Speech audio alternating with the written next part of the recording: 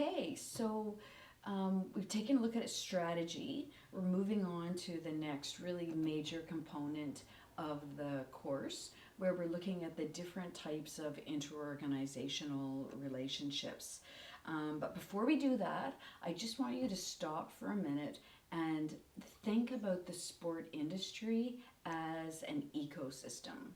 So that ecosystem, I mean, we often think about the environment, and I'm a scuba diver, so we'll throw up a picture of a turtle here on the Great Barrier Reef.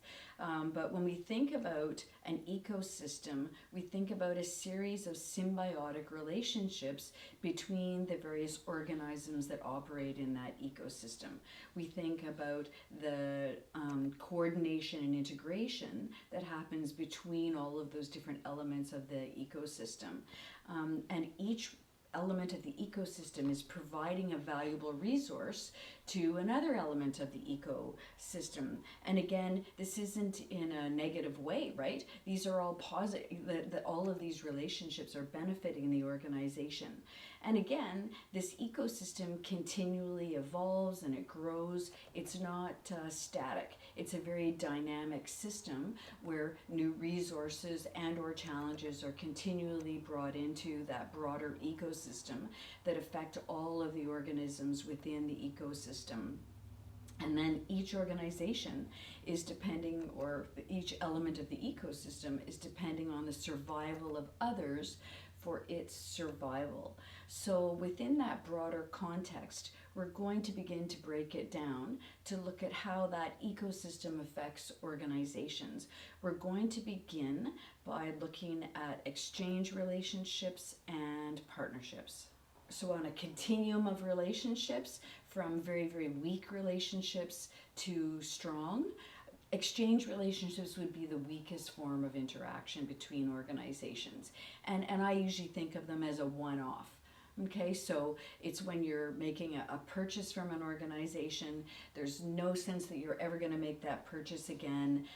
There's no trust, no loyalty, no sense that you might ever even meet that person again. The limitation or the area that we need to think about with an exchange is that price is going to be adversarial. So why is price adversarial? Because the seller, they want to get the highest price and the buyer wants to get the lowest price. So there's that tension in these exchange relationships, right? So you're always trying to maybe get that bargain, and or if there are multiple suppliers of that particular resource that you need, you're going to be phoning around to find out who has the lowest price. And of course, that takes a lot of time. You're paying an employee to make those phone calls. So if you only need that resource once, the exchange relationship is the way to go, even though you're addressing somewhat of that tension, and it might take a little bit more time to gain access to that resource. So as we move along that continuum of strength of relationships, the next would be a partnership. And in a partnership, you're trying to overcome that adversarial nature of an exchange. So here, the idea is that it's an organization that you might be working with on an ongoing basis. So there might be a little bit of trust, a little bit of loyalty, and here you might be negotiating a little bit where you're going to purchase more of a product and guarantee that you're going to come back to purchase more of that product, and then the seller might say, well, either I'll give you more products for that price, or I'll give you a lower price for that product. So there's a little bit more of a negotiation because it's no longer a one-off. So here, price isn't necessarily the main dynamic within the relationship. It's this sense of continuity, because as the buyer, you're not having to chase suppliers all the time, right? You've got this supplier, it's a good supplier, they have quality products, and they're going to give you some type of a break on price, whether it's more product or actually a reduced price. So then this mutual agreement facilitates further interaction between these organizations. So it's fascinating to think that within the sport industry, many of the relationships in particular between broadcasters and sport organizations, and between corporate sponsors and sport properties. They were very much exchange relationships. And so here I'm talking about the 1950s, 60s, maybe into the 70s. We didn't really see a shift from exchanges to partnerships until the 1980s. And so I'm just going to give you a little bit of an example. And this whole idea of partnerships really started at the highest level of sport. So at the Olympic Games, most certainly the 1984 Olympics in Los Angeles. And I'll go into a little bit more details there. But in the context of pro sport, it was very driven by David Stern, who was the commissioner of the National Basketball Association. So these ideas began to come into the industry in the 1980s. But what's interesting is it took a long time for them to filter down to other areas of sport. So I'm just going to tell you a bit of a story. So this would have been maybe 2003, 2004. We had a number of interns that were working for the Ice Dogs when they were still in Mississauga. So that's how long ago it was. And they came to me and they said, Dr. Cousins, the Ice Dogs are really struggling to get, corporate partners. And of course, at this point in time, I had been reading about, the Olympics and what they were doing in terms of their the Olympic Partners Program, what David Stern was doing in terms of his relationships with corporate partners and broadcasters and his players, and very much this relationship philosophy that predominated those levels of sport. And so I said to the students, well, bring me their corporate partner package and, let me take a look at it and I'll, see what's going on. Anyway, so they brought it to me and it was one sheet of paper. So it wasn't a package.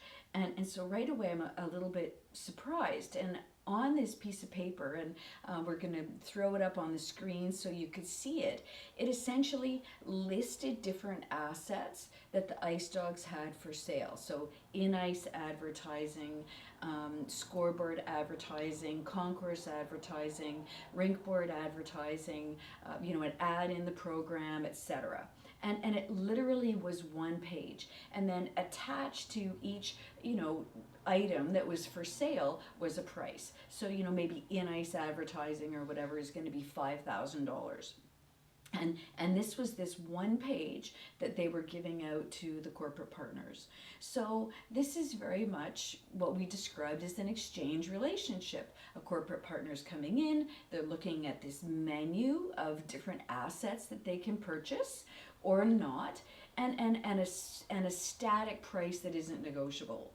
All right, so right away, I was a bit shocked that even though they were, a major junior team, right, so a professional sport organization, they hadn't adopted that partnership paradigm. They still were working very much on this exchange relationship where they had items to sell and corporate buyers could buy them or not.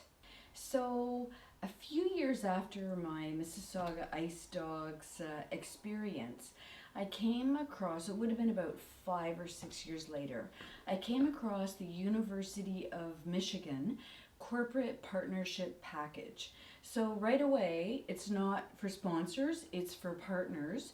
And it was very much a package. So instead of one page with, a list of what was for sale and some prices, it was 29 pages that provided a detailed history and information about the U Michigan and really was a very engaging document that would entice corporate partners to come on board.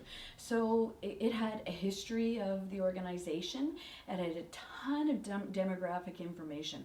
So what types of fans were watching the games on television, what types of fans are coming out to the games. So, and all the demographic information you can imagine, age, education, income, etc. They had a whole section on fandom, right? So what percentage of the fans purchased their merchandise, right? Were part of their fan club, etc. They listed all of the different properties that were available. So of course we're talking about a university athletics, so not only is it, of course the Ice Dogs were kind of limited to hockey, although they could have leveraged an association or a foundation, which they didn't do, right? So here they listed all of the different sports that were available, and again all of the different demographic information that was relevant, and all of the different media platforms that were available. And a list of like pages and pages of promotions. So in-game promotions, or having athletes come out to your store.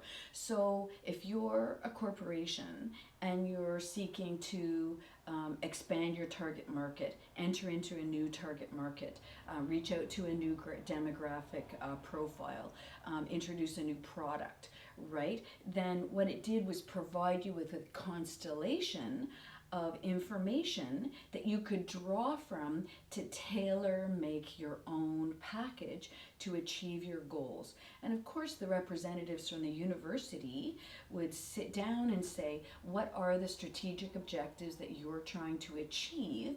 And then they would look at all of the information within the context of the package to then personally design the package that would best be fitted to achieving the strategic objectives of the corporate partner. I wish I could share the entire partnership plan with you, because I've used it as examples in numerous courses that I've taught at Brock. For copyright reasons I can't, but I have pulled out a couple of key diagrams from the plan that will give you an idea of the information, the demographic information that they would have provided to the corporate partners. And here, this is the integrated media platform. So this is a diagram of all of the different types of media that they can use to promote whatever it is the corporate partner's goals are. So it's a new product, whether you want to talk about that on the radio, whether you want to give it out to fans at the game, whether you want to highlight it on digital media, maybe have it on a television ad, maybe it's signage at a game, right? So they've got this whole constellation of different ways that you can achieve your goals that are shown in one snapshot, in one very concise diagram within the context of this 29-page package. So what caused that, like a really strategic jump from exchange relationships to partnerships? So part of it was the introduction of research looking at that sustained competitive advantage. There's a great article by Amos et al. That looks at sponsorship as a competitive advantage. And from that, theorists began to look at sport overall, and again we saw examples from the Olympics. We saw what was happening with David Stern and the National Basketball Association.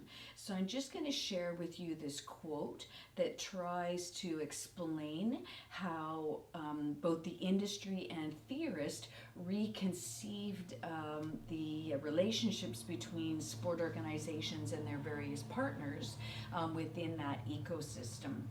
So recent work highlighting the strategic value of sponsorship emphasized the need to look beyond the actual sport assets. And by assets, we mean the signage, luxury suite, athlete appearances, to what's actually offered to the corporate buyers, to include a consideration of the sustained competitive advantage available through long-term associations between the sport organizations and corporations.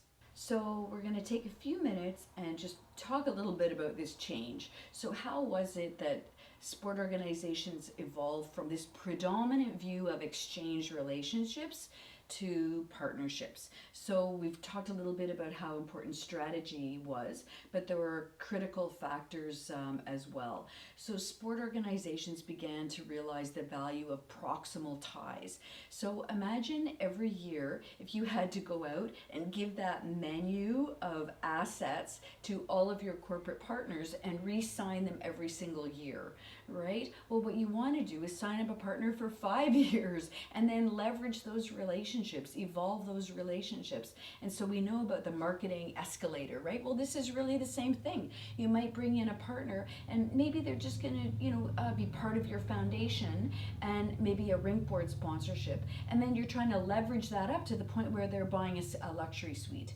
right? And they have further integration with your organization. There was this realization of the mutual benefits. So the corporate part, so now we have the sport organization spending way more time enhancing their value to the corporate partner, but we saw the corporate partner realizing that they can achieve a lot more of their strategic goals through the sport organization that they originally thought of. So there's this mutual benefit, and the notion of that going on. Certainly we saw, of course, we always were aware of brands, but organizations became acutely aware that they wanted to be associated with certain brands of corporate partners. And of course, those would be the top brands, right? So, Fanta Orange versus Coke, right? Or what's the top credit card? What's the top, automobile, right? So they were looking at what those top brands were, and so organizations began to be sport, instead of just having their hand out, right, saying please sponsor us, they began to be a little bit more selective because they wanted to have that elite association, right, to enhance the brand of their organization. And again, being part of that whole strategic context. So it wasn't just about money anymore and generating revenue from, selling rink boards. It was about this broader context of achieving their strategic goals in terms of growth, increasing their fan base, increasing the number of viewers that they had on television, and extending all of those relationships by using it. So for just one example, so when the Ice Dogs, they began, of course, to extend the types of relationships that they had with their partners, and they had like a Hershey Day. And so when you came in, the whole arena is branded Hershey, and everybody had free Hershey's chocolate bars on all of their seats, right? So it was small, but it was a difference from just purchasing a rink board, right? It was having this whole theme night around this sponsor. So these linkages became much stronger in terms of the number of assets and properties that were shared, the leveraging, the strategic planning that was done jointly between the organizations, and of course the length of the relationships. So if you are a corporate partner and you're investing more in that franchise, you're not just going to do that for a year. You're going to build that up over a number of years until you really dominate that marketplace, because you're working with one or potentially more sport organizations, within that city or in that region. Okay, so I've kind of hinted at this, but I'm going to take a few minutes and speak specifically about the other factors that contributed to the shift from the exchange relationships to the partnerships. And I'll speak about them distinctly, right, as sort of separate events that happened, but know that all of them were part of shifts in that sport ecosystem, that all were happening at the same time. Okay, so one of the primary shifts was the globalization of world markets. And so professional sport leagues, and of course the Olympic Games, they weren't just looking at sport within the context of North America anymore, right? Once we saw broadcasting, and certainly the onset of cable broadcasting globally, then sport organizations wanted to take advantage of that. So why be selling television commercials just in North America when you can broadcast your basketball games, your hockey games, football games on a global basis? So I would say the National Hockey League was also already global, really in the 1970s, 80s, right? Because of the nature of athlete recruitment. And certainly the types of tournaments that they would have had. But basketball, not so much. And they started to realize this, and they started having, in the off season, they'd have European tours, wherever they'd take the athletes across Europe. They started having European leagues. They started investing in European basketball leagues. They started selling the merchandise for North American teams across Europe. And of course, they're doing that with all of their corporate partners, these global partners, and broadcasting. So globalization of markets was critical in terms of a real shift in the relationships. The next would be a change in that sport media complex that we spoke about earlier. So because of technological shifts, we saw a huge growth in broadcasting. So back in even the 1960s, so the shift happened when we had the deregulation of cable broadcasting in 1962. So in the US prior to that time, we had really three major broadcasters: ABC, NBC, and CBS. So if you wanted to be on sport, you wanted to be a sport organization broadcast on television, then you had to go to one of those three broadcasters. In Canada, it would have been CBC, of course, and CTV. So when with the deregulation of broadcasting, we saw a plethora of cable companies emerge, like literally hundreds of cable companies. And I have some diagrams that I'll show to you. So many of these were sport-specific cable companies, like ESPN would be a really terrific example, in Sportsnet in Canada.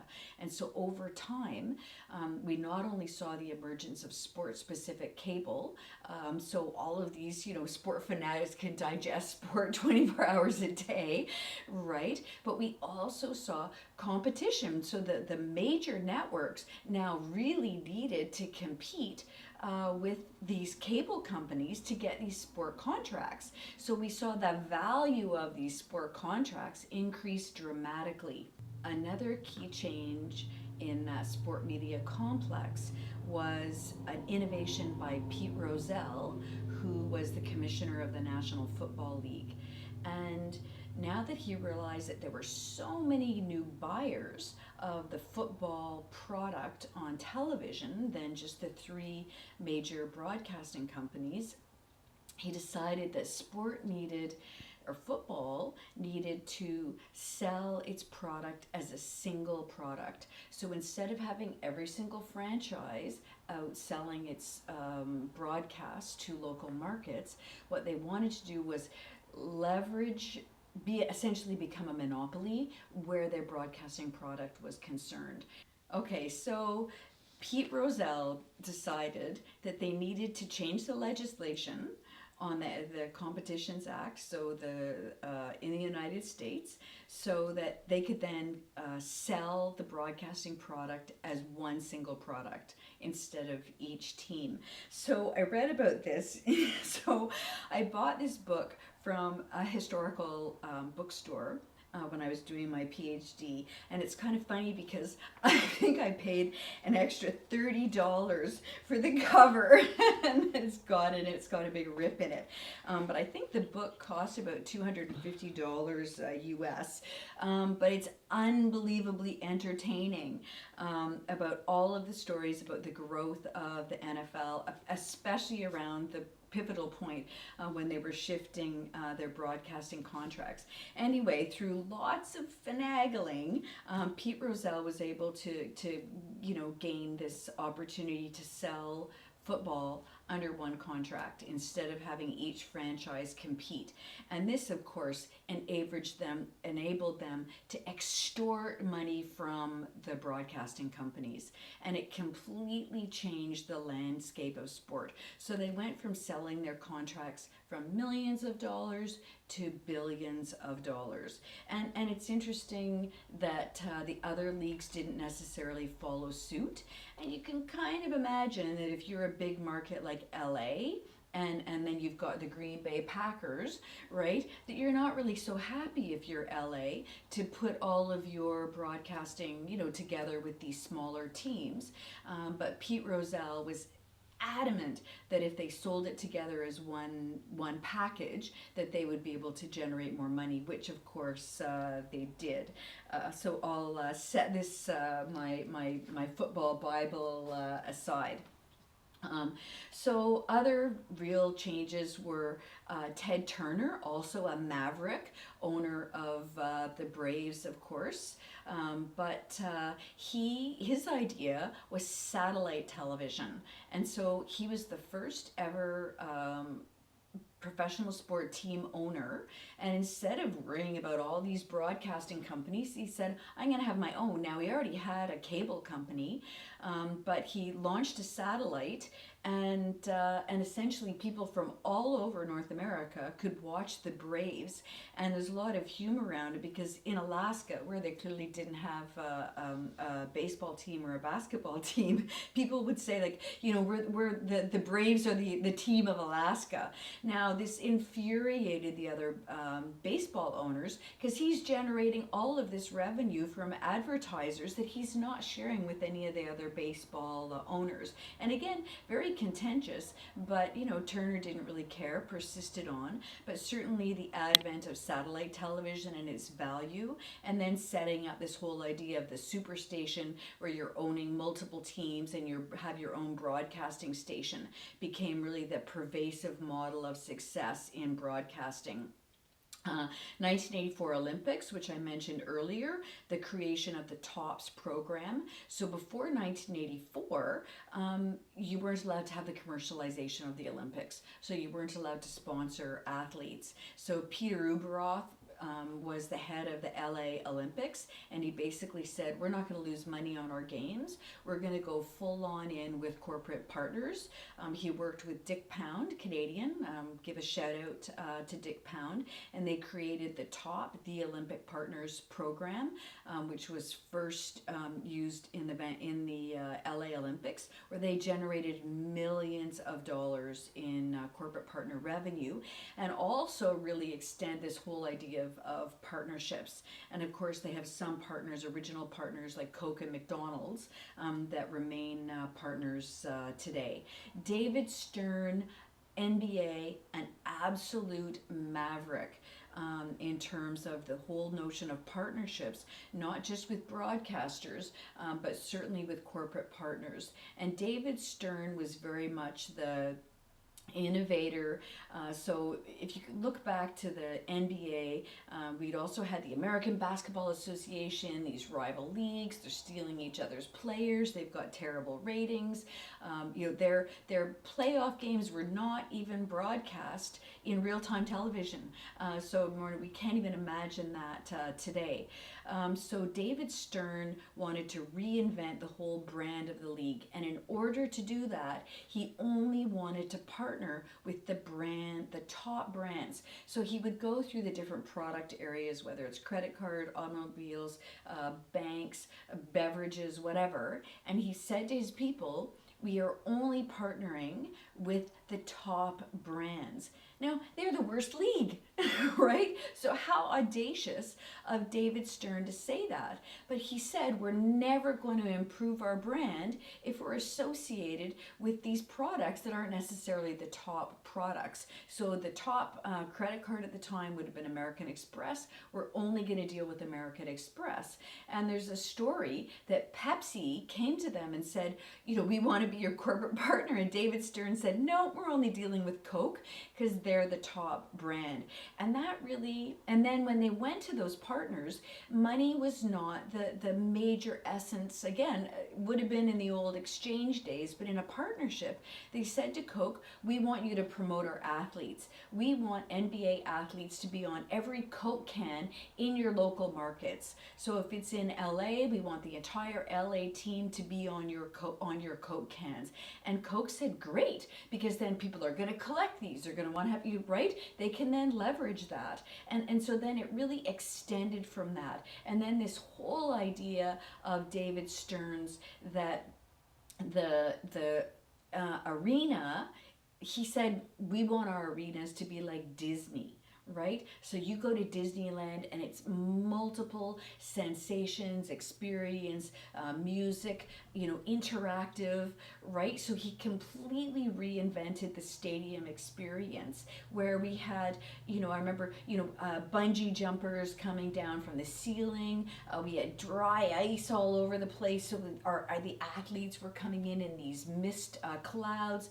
They had bands playing, they had music, that no burgers and fries at NBA games. They had sushi and salads, right? So, and then this whole movement towards, this extending this business relationship right into the arena, luxury suites, right? So in the NBA, we're not going to use these old facilities, and we saw a huge growth of the building of new facilities, specifically around targeting these corporate buyers. So, you don't just want signage, you want your luxury suite and your corporate entertaining to be part of it. And it was very much David Stern that did that, and very much in partnership with the players. He was the first league to have a revenue sharing salary cap with the players. So the players were actually making more money than the owners. So, imagine that. So in hockey, we're never going to see that type of arrangement. All right, and so essentially, this culmination of these new ideas really enveloped the ecosystem of the league over about a 10-year time period to completely shift the nature of the relationships between sport organizations and partners. In conclusion, I'm going to share with you a couple of charts. The first chart shows you the very distinct differences between sponsorships and partnerships. The second chart really speaks to the managerial implications of moving from selling sponsors, right? Sponsorships, to this whole notion of as a manager within the context of the partnership paradigm. Thanks.